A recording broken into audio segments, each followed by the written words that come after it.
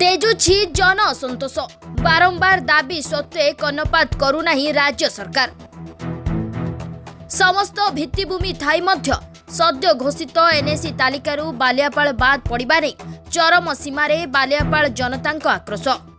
आसंता 27/2/2024 मंगलवार सकाळ 6टारू अपराह्न 2टा पर्यंत 8 घंटिया बालियापाल बंद डाकरा देले स्वाभिमानी बालियापाल मंचर आवाहक तथा युवनेता सत्यकाम महांती। राज्य सरकार का तरफ घोषणा है 34टा नुआ एनएसी से बालियापाल को सामिल कर जाए बस्ता को सामिल कर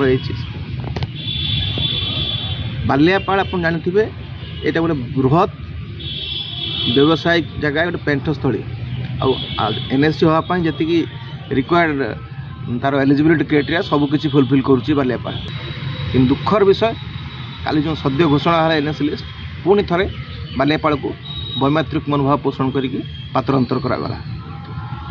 बालियापाल को जो क्रमागत प्रतिवाद कराऊँच जो अवहेला कराऊँच या बालियापाल युव समाज सहिब ना। तेणु यही परिप्रेक्षी आम आसंता 27 तारीख मंगलवार सकाळ 6टारू दिन 2टा जाए 8 घंटिया बालियापाल बंद पर डाकरा दूचु। एनएससी हवा नहीं कि ए संग्राम जारी रहिबो जते पर्यंत बालियापाल तार न्याय्य दाबी न पाइछि।